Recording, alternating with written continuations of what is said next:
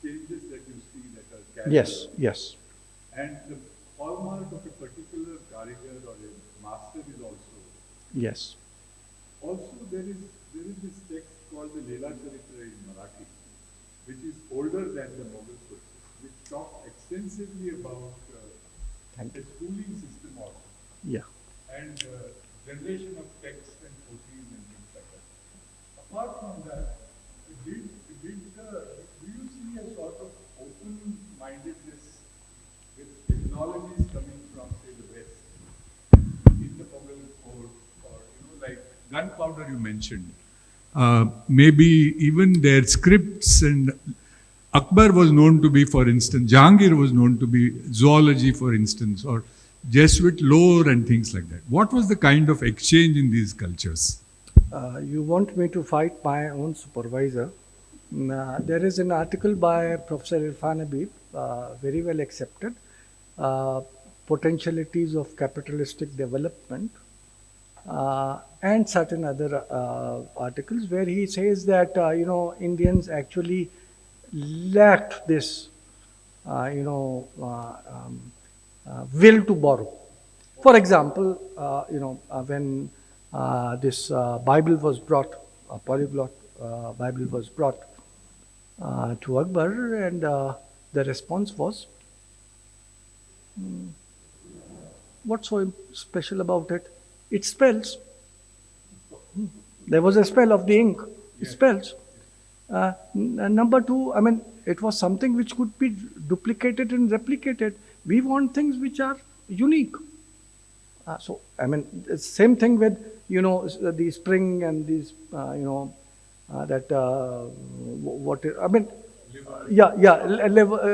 clock and whatnot. So, he goes on to describe, give those examples. But then, on the other hand, he is one of those who discusses about the percolation of the Persian wheel.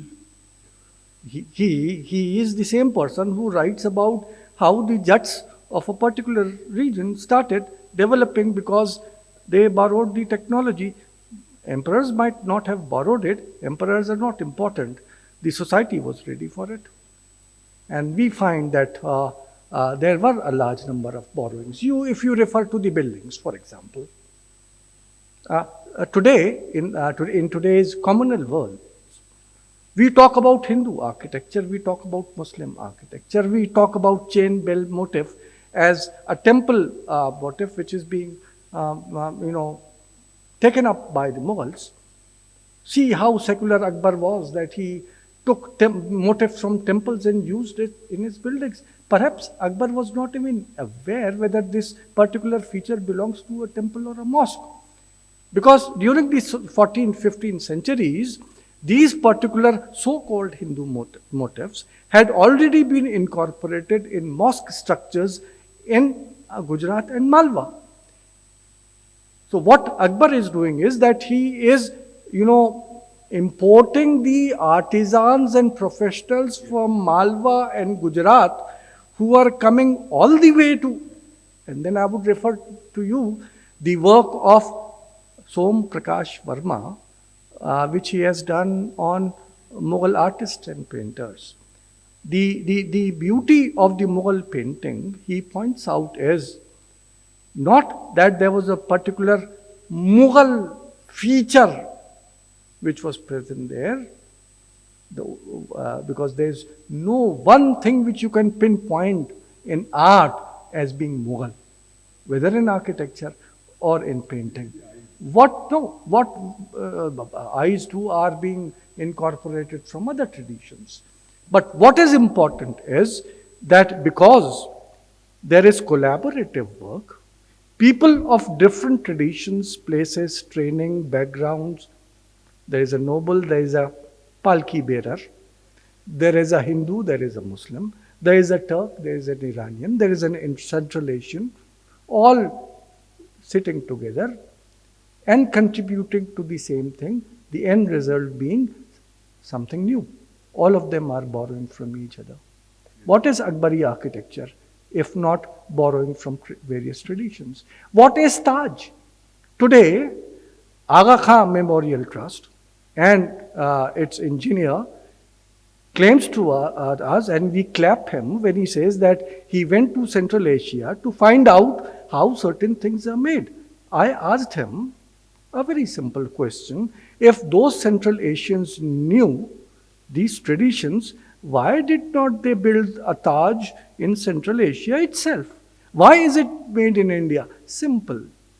Because they were made by these Indian artisans who are all indigenous, all non-Muslims, being supervised by Muslim architects, and together they created a building or a painting or a manuscript or whatever was produced during the 16th, 17th centuries. And perhaps that is why today this period is so much hated today. Because it was the period when there was a collaboration of all the communities, of all religions, to create one thing which was Indian. Isn't it striking that the name Karkhana is actually the synonym for industry today in India?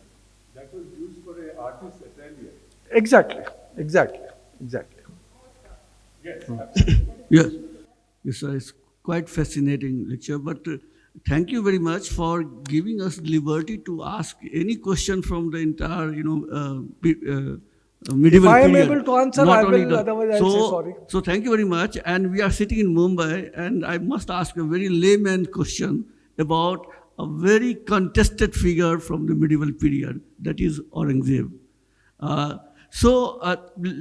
Please tell us, of course in brief, that was he really a bigot, or did he really demolish or order to demolish so many temples that they are being claimed to? That's my first question. Second question is about the sources that you have quoted here, and you have told us that it is Persian. I remember in childhood, many of us heard that Pare Farsi beche tel. Dekho bhai kismat ka khel. So it was said in the context that, learning Persian will not get you anything. It's so difficult language. But now, the way the Urdu is disappearing, forget Persian. Do you think that, is it my concern, is many of us concerns, that do you think that after 15 years down the line, perhaps there will be hardly anyone, or perhaps there will be very few people whom they could, count on fingertips, that they can decipher these documents, which could help us understand, and it will be very easy for those hagiographers, for those who are destroying history, to kind of, doctor and I get your question. Yeah, I got your question. Both the questions are very different, to each other. Let me try to answer your first one. Everything is being recorded, so don't force me to give a comparison. There is a modern person who is today a ruler, who is actually a direct son of Aurangzeb. He is following the same policy as Aurangzeb used to do, playing one religion against the other. Look at Aurangzeb. There are Pakistani historians who claim that he was a Zinda Peer, a person who always, would take nothing from the state and always, copy a Quran to sustain his own life. The man, which I would like to quote here.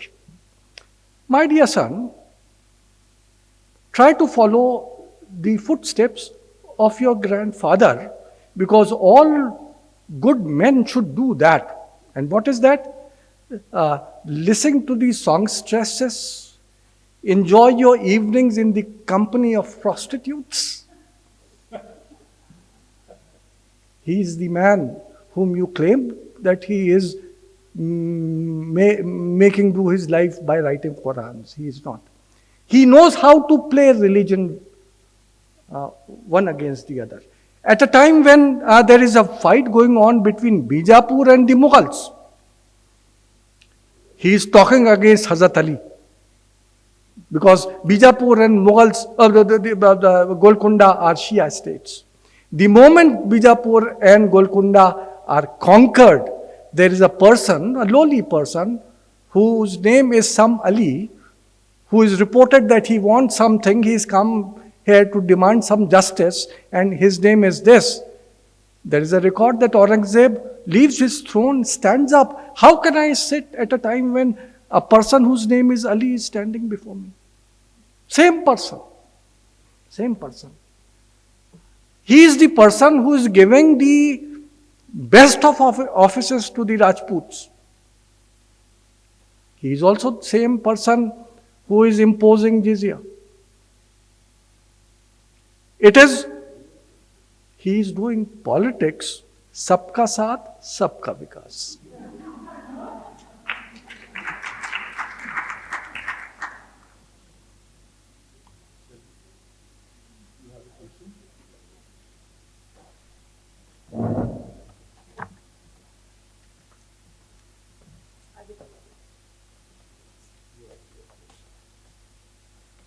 I'll abuse my privilege just one more and add one more name, and this is Rashid specifically for you.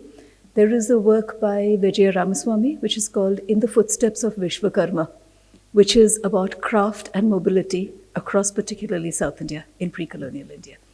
Chalukyan temples are also been analyzed. Yes, I know. Considering I learned about Chalukyan temples from Vijaya, and I've been following from her work. So yes, textiles, Chalukyan inscriptions, and in the kinds of temple plans that one comes up with in the kind of temple management that comes up in the Vijayanagar inscription, where you have weavers as temple trustees. And there is one famous inscription which talks about how the trustees got together because they discovered that the Brahmin of the temple had been stealing money from the temple hundi, and therefore there is this injunction which says that he is to be deprived of his caste, and he is to be driven out of the village on an ass, and it is to be sent to every village to make sure that he is never appointed again. This is for 15th century inscription. There are a whole lot like this. There is no shortage. Once again, thank you very much for inviting me to preside over such a fascinating discussion. And I would now hand over to the organizers again.